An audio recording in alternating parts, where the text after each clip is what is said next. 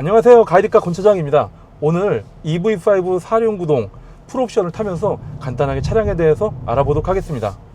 EV5 경쟁 차량이 뭐가 있을까요? 경쟁 차량이라고 한다면 H사의 아이오닉 5, 그리고 테슬라와 어떤 크기라든지 어떤 차량에 대한 포지션은 직접적으로 비교하기에 조금 무리가 있지만, 그래서 테슬라 모델 Y, 주니퍼를 꼽을 수 있겠죠. 내연기관을 만약에 예를 든다면 차량에 대한 크기 포지션으로는 투싼 스포티지, 가격으로는 소렌토와 비교할 수 있겠죠. 5 같은 경우가 전장 4615m, 이제 전폭 같은 경우가 스포티지보다 좀 큰 차이고, 그리고 휠베이스는 스포티지하고 흡사하기 때문에 패밀리카로 쓰기에는 무리가 없는 수준입니다. 이 차가 EV5 4륜 풀옵션이라고 하셨잖아요. 맞습니다. 많이 선택하는 옵션 조합은 아니에요. 제가 차를 살 때 전 항상 무조건 풀옵션을 삽니다. 그럼 이 차 얼마 주고 사신 거예요? 공식적인 기아 자동차 카탈로그 금액에는 6,200만 원이 찍혀 있어요.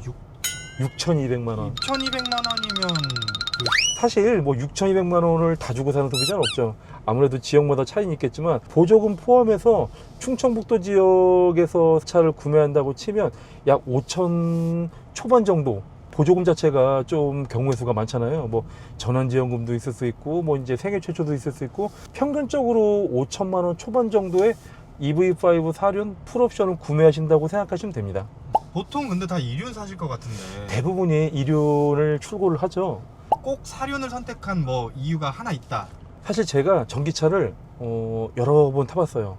3, 5, 6, 9, 그리고 현대 아이오닉 5, 6 다 타봤는데, 전기차 자체가 2륜만 하더라도 노면에서 접지력이 상당히 좋거든요. 근데 제가 한번 겨울철 4륜인데도 한 번쯤 차를 확확 돈 어떤 경험이 있어서 혹시 모를 경우의 수를 따져서 일단은 4륜을 선택하게 되었습니다.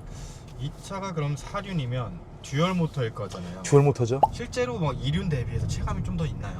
4륜 같은 경우가 좀 더 고르게 머력 배분을 하고 좀 더 힘이 좋다 보니까, 만약에 갑작스럽게 악셀을 확 밟았을 때 2륜 같은 경우가 토크 스티어가 일어나서 갑작스럽게 핸들이 이렇게 불안해지든지 어떤 이런 경험이 많을 텐데, 4륜은 이제 그런 게 없죠.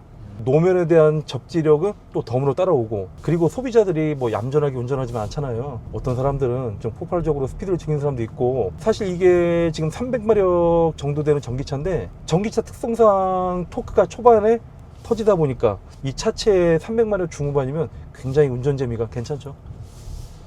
말씀하시면서 갑자기 생각난 게 있는데, 지금 여기가 되게 구비구비한 길이거든요. 그렇죠. 생각보다 승차감이 좋네요.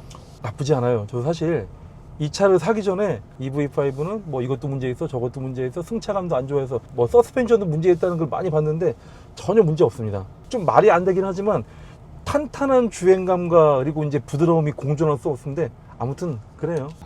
가족분들 혹시 태우셨을 때 특히 뒷자리, 이제 아이들이 뒷자리를 좀 많이 타실 거잖아요. 그렇죠. 그러면 이제 뭐 멀미가 난다거나 네. 뭐 힘들어서 못 타겠다 약간 이런 소리 들어본 적은 전혀 없어요. 사실 제가 혼자 타고 다닐 때 회생제동 저도 아이패드를 놓고 탑니다. 이제 가족이랑 탈 땐 회생제동 오토로 놓거나 아니면 일로 놓고 타요. 어떤 내연기관의 주행 질감과 거의 다르지 않게 타다 보니까 뭐 그런 얘기는 들어보지 못했고, 또 제가 물어봤어요. 승차감 어때? 하면 괜찮은데 나쁘지 않아? 왜? 그러는데. 가족들에게 인정받은 승차감. 그렇죠. 이거 좀 좋은 포인트인데. 예. 아니 5천만 원이 이해를 하는데 자그마치 6,200이야. 아니 여기라도 좀 우레탄 좀 넣어주든가 이런데 우레탄 좀. 가속 페달을 밟고 있습니다. 가지 말래요.